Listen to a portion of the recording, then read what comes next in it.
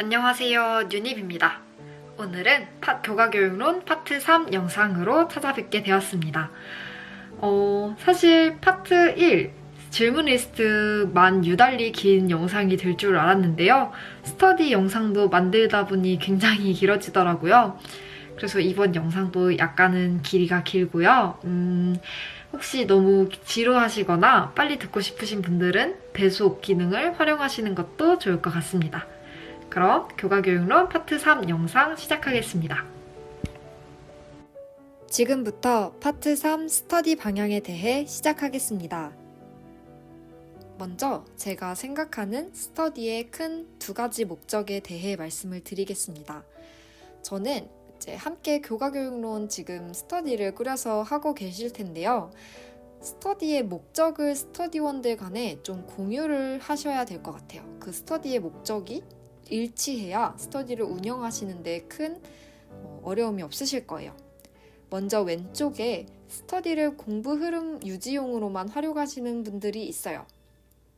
이런 분들은 그냥 혼자서 공부하고 혼자서 그냥 백지복습해보고 이런 게 맞기 때문에 본인의 공부 스케줄이 처지지 않도록 자신이 이제 공부를 놓지 않도록 이제 공부 흐름을 유지하는 수단으로서만 스터디를 활용하시게 됩니다. 주로 장독립형 학습자분들이 여기에 해당을 하시는 것 같고요. 이런 분들은 보통 스터디 시간을 전반적으로 전체를 훑기보다는 정해놓고 효율적으로 하시는 것이 맞습니다. 예를 들어 도덕교육론을 복습하신다고 할 때 그 많은 양을 전체를 다 하시는 게 아니라 각자 20분씩 질문을 하기로 시간을 정해놓고 하신다든지 하는 등의 방법을 많이들 활용을 하세요. 그래서 스터디를 위한 공부를 하게 되는 것에 굉장히 스트레스를 받으실 수 있습니다. 본인이 함께 스터디를 하고 있는데 나는 스터디에서 활용하는 시간이 내 공부 시간이 되는 것 같지는 않은데 너무 많은 시간을 스터디에 할애하게 되는 것 같다 라고 느끼시면 좀 스트레스가 되실 수 있어요. 부담이 되실 수 있고. 그래서 본인이 생각하시기에 스터디 시간이 너무 많은 시간을 차지하는데 그 시간이 나에게 공부가 되는 것 같지 않다 하시면 스터디 시간을 좀 줄이고 공부 흐름 점검용으로만 활용하시게끔 바꿔보시는 것도 도움이 될 거라 생각합니다. 오늘 주로 스터디 파트를 다룰 때는 이렇게 스터디를 함께 공부하는 시간으로 활용하시는 분들에게 대한 내용이 훨씬 많아요. 그래서 제가 생각하기에 이렇게 스터디에 많은 시간을 할애하시는 분들이 조금 더 흔하고 많으신 것 같아요. 이런 분들은 스터디에서 함께하는 그 아웃풋 시간 혹은 함께 말터디를 하는 시간 자체가 공부 시간이 되는 분들이 많고요. 그러다 보니 아무래도 스터디에 많은 시간을 할애하게 됩니다. 하지만 스터디를 위한 공부가 내 공부가 되기 때문에 그런 부분에 있어서는 스트레스를 받지 않으셔도 될 것 같아요. 제가 생각하기에 이렇게 스터디를 많은 비중을 두고 하신다면 크게 두 가지 갈래가 있는데요. 전체적으로 전반적인 암기한 내용을 함께 확인하는 아웃풋형 스터디와 배운 내용을 활용해서 문제를 풀 수 있는지 함께 점검하는 문제 만들기 스터디라는 크게 두 가지 방법이 있다고 생각합니다. 이 두 가지 방법에 대한 구체적인 내용은 뒤에 가서 설명드리겠습니다. 본인이 생각하는 스터디의 목적, 나는 왜 스터디를 하는가에 대해 고민을 해보시고 그에 맞게 스터디를 선택하셨으면 좋겠어요. 그럼 구체적으로 어떻게 스터디를 할 수 있는가에 대한 내용인 스터디 방법에 대해 말씀을 드리겠습니다. 본인에게 맞는 스터디 방법을 선택하실 때는 제가 생각하기에 암기력과 응용력이라는 두 가지 능력, 특성에 대한 본인에 대한 파악이 좀 있으셔야 할 것 같아요. 이 두 가지 능력에 따라서 본인이 가진 이 두 가지 영역의 능력에 따라서 본인에게 적합한 스터디가 달라진다고 생각합니다. 먼저 암기력은 다들 잘 알고 계시죠? 이 초등임용 시험에서 가장 기본이 되는 그리고 제가 생각하기엔 가장 큰 중요도를 가지는 능력이라고 생각합니다. 우선 외워야 뭘 쓰잖아요. 뒤에 내가 얼마나 휘황찬란한 능력을 가지고 있던지 간에 어찌됐든 외워야 이 내용을 쓸 수 있기 때문에 제가 생각하기에 100점 만점에 중요도의 한 70 정도는 암기력이 차지한다고 생각합니다. 응용력은 제가 쓰는 표현이라서 좀 생소한 개념이실 수도 있는데요. 이제 쉽게 말하면 무언가를 외울 때 그걸 굉장히 잘 이해하고 문제에서 잘 캐치해서 응용을 해서 키워드를 맞게 답을 작성하는 문제풀이 능력과도 굉장히 관련이 깊은 능력입니다. 일단 외웠는데 분명히 그 문제에서 요구하는 걸 못 쓰신다면 이 응용력이 약간은 부족하신 편일 거예요. 그래서 어찌됐든 암기가 기본이 돼야 하기 때문에 암기의 중요도를 70을 주었지만 시험에서 안정적으로 점수를 확보하고 혹은 더 나아가 고득점을 맞는 데 있어서는 문제풀이 능력, 응용력도 굉장히 요구되는 부분입니다. 그런데 문제는 암기력은 공부하다 보면 본인이 좋은지 안 좋은지가 확실하게 확인이 되는데 응용력은 모의고사를 보기 전까지 좋은지 안 좋은지 잘 모르시는 경우가 많아요. 근데 응용력은 단기간에 올리기는 좀 어려운 능력이라고 저는 생각을 해서 스터디를 하실 때 공부 초반에서부터 본인이 좀 잘 이해를 하고 응용도 잘 하는 편인지를 파악하시는 것이 좋을 것 같습니다. 근데 아무래도 지금 공부 초반이다 보니까 본인이 이 두 가지 능력 중 뭐가 좋고 나쁜지를 감이 좀 잘 안 오시는 분들이 있으실 거예요. 그래서 아주 정확하지는 않은 야매 팁을 좀 들고 왔습니다. 본인이 이제 한국지리, 세계지리, 역사 이런 것들을 좋아하고 이제 생윤사문을 약간은 글이 적합하지 않다? 나한테 맞지 않다고 느낀 분들은 아무래도 암기력이 좀 좋고 응용력 이런 걸 깊이 하시는 성향이실 수도 있고요. 반대로 이건 저에 해당하는 건데요. 제가 암기력이 좀 떨어져요. 그러다 보니까 이제 꼼꼼한 암기를 베이스로 해야 하는 어떤 한국지리, 세계사, 그리고 뭐 세계지리 이런 것들을 좀 깊이 했고요. 저는 생윤사문을 굉장히 좋아했습니다. 그래서 제가 생각하기에 약간의 이런 경향성은 있는 것 같아요. 하지만 정확하지는 않을 수 있습니다.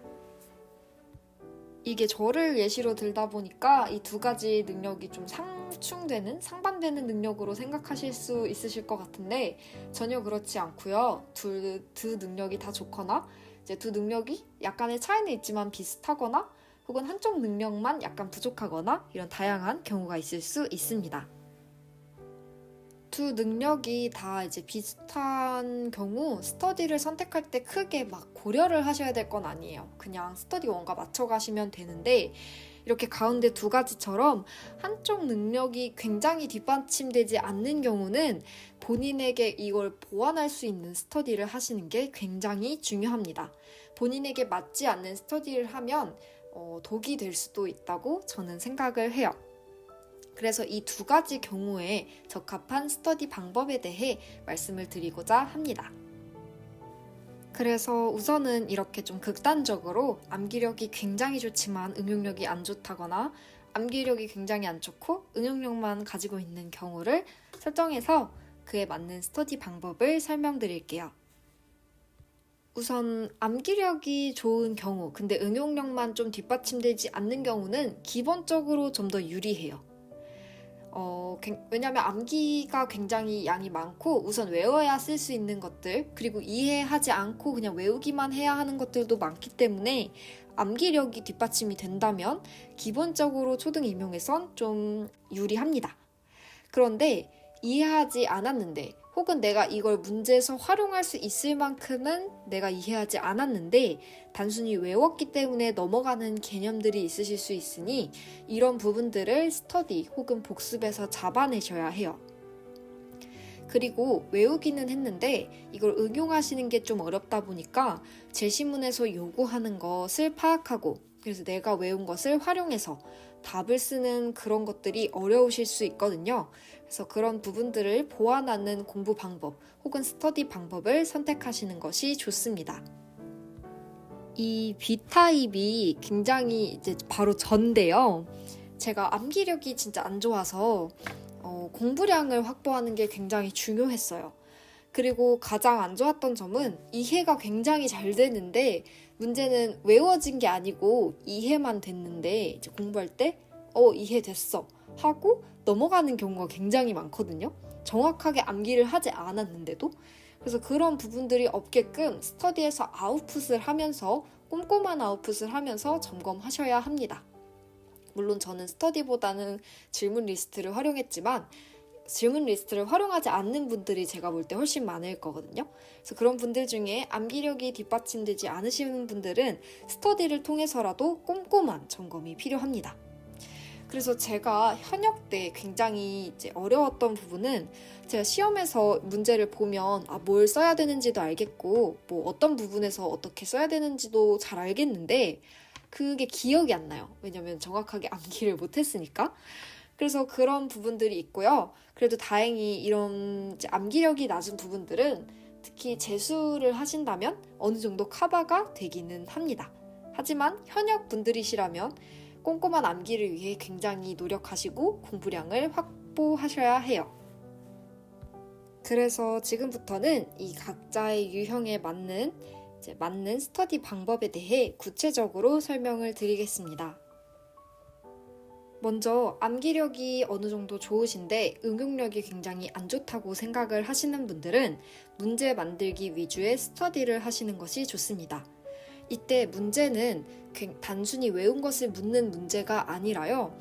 그 외운 개념을 이해하고 활용을 해야 풀 수 있는 완전 임고형 문제를 만드신다는 걸 말을 해요. 그래서 각자 정해진 기간에 정해진 범위에 맞는 임고형 문제를 만들어서 모여서 모범 답안을 만들어서 공유하는 방식으로 진행이 됩니다.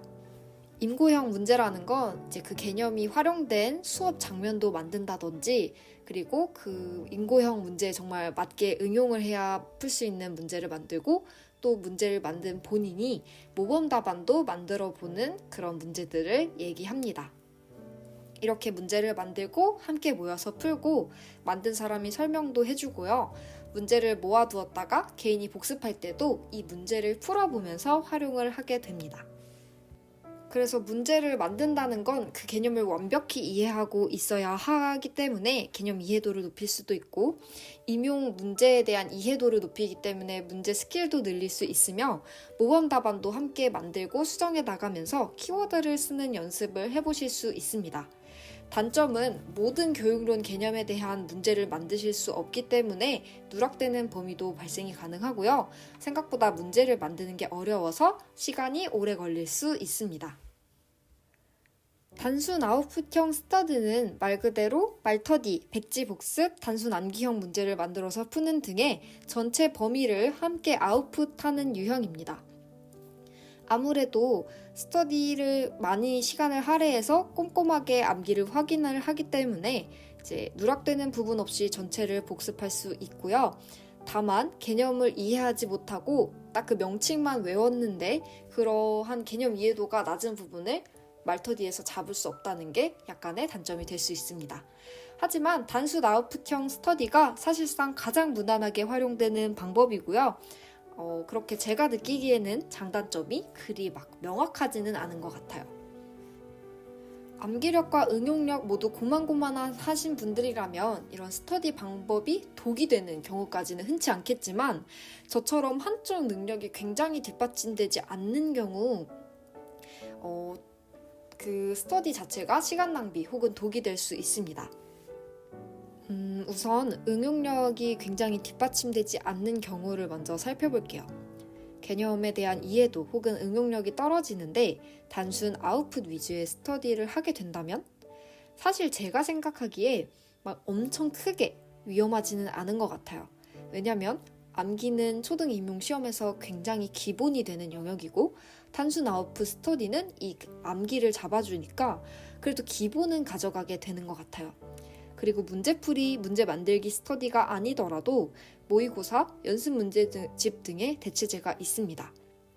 다만 이제 문제풀이 스킬은 단기간에도 모의고사를 보며 올리실 수 있지만 이 이해력, 암기력이 굉장히 뒷받침되지 않는 경우 단기간에 올리기 좀 힘드실 수도 있어요. 본인이 왜 이렇게 외웠는데 문제선 못 쓰지? 이걸 굉장히 늦게 발견하셨다면 단기간에 올리시기는 좀 어려우실 수 있으니까요. 평소에 공부하시면서 본인의 응용력에 대한 객관적인 판단이 필요할 것 같습니다. 암기력이 뒷받침되지 않는 경우는 스터디를 선택하실 때 조금 더 위험성이 큽니다. 왜냐면 암기력이 뒷받침되지 않는데 문제풀이 위주의 스터디, 문제 만들기 위주의 스터디를 하시게 되면 기본적으로 챙겨야 하는 꼼꼼한 암기를 챙기지 못하실 수도 있어요. 왜냐면 문제 만들기를 하다 보면 좀 중요한 개념을 위주로 다루게 되어 모든 범위의 문제를 만들기가 굉장히 힘들거든요. 그러다 보면 외우지 못했는데 스터디에서 점검하지 못할 수도 있어요. 외우지 못한 부분이 체크가 안 된다든지. 그래서 굉장히 그런 부분들을, 자신이 외우지 못한 부분들을 확인하기 위해서 스터디를 꼼꼼히 암기 위주로, 아웃풋 위주로 하시는 것을 추천드립니다. 제가 너무 암기력이 뒷받침되지 않을 때를 위험하게 얘기를 한 것 같은데요. 그래도 암기력만 부족한 경우, 이제 문제풀이 능력은 어느 정도 있는데 암기만 뒷받침되지 않는다면 암기를 잡았을 때 점수의 상승이 가시적으로 굉장히 잘 보입니다. 제가 재수에서 1차 점수를 굉장히 많이 올린 것도 암기력이 현역 때는 굉장히 부족해서 많이 벅찼지만 그런 부분들을 장기간 반복 공부하면서 잡았기 때문에 그런 장점은 또 있어요. 그래서 각 경우에 맞는 이제 스터디의 위험성 혹은 적합도를 표로 간단히 나타내보면 다음과 같습니다. 이제 마지막으로 드릴 말씀은 스터디 관련해서 그 외에 드리고 싶은 말입니다. 스터디 방향이 안 맞는다면 그걸 굳이 꾸역꾸역 하시는 건 굉장히 위험하다고 생각을 해요. 어쨌든 내가 합격을 해야 하는 시험인 거잖아요. 내 합격이 최종 목적이고, 그러다 보니까 저는 자기 자신을 최우선으로 두고 스터디를 꾸려가는 게 맞다고 생각합니다. 아무래도 스터디를 본인에게 가깝던 친구들과 함께 하다 보니까 이런 얘기를 하는 걸 좀 어려워하실 수도 있다고 보는데요. 이제 이런 스터디를, 나는 이 스터디가 안 맞는 것 같아, 혹은 스터디 방향을 바꿔보자, 이런 얘기를 하는 사람이나 듣는 사람이나 어찌됐든 이게 본인에게 맞는 공부 방법인 게 굉장히 중요하니까 좀 서로를 이해해 주시면서 솔직하게 이해하고 조정해가는 시간을 가지시는 게 중요할 것 같아요. 인고 공부에 있어서 이기적이 되라는 말씀은 절대 아니지만 사실 자신이 최우선이 돼야 하는 건 맞잖아요. 함께 가면 물론 좋지만 나에게 맞지 않는, 나에게 위험한 공부 방법을 고수할 필요는 없으니까 스터디 운영 혹은 스터디 함께 꾸려가시면서 스터디원들과 함께 소통하시면서 본인에게 맞는 스터디를 함께 하시기를 바랍니다. 길고 지루한 파트 3 영상 봐주시느라 너무 고생 많으셨고요. 오늘 스터디 내용도 여러분께 도움이 되었으면 좋겠습니다. 이번 영상이 여러분들에게 맞는 스터디를 찾고 또 그 스터디를 꾸려나가면서 공부를 하는데 도움이 되었으면 좋겠습니다. 그럼 교과교육론 영상 파트 3 여기서 마칩니다.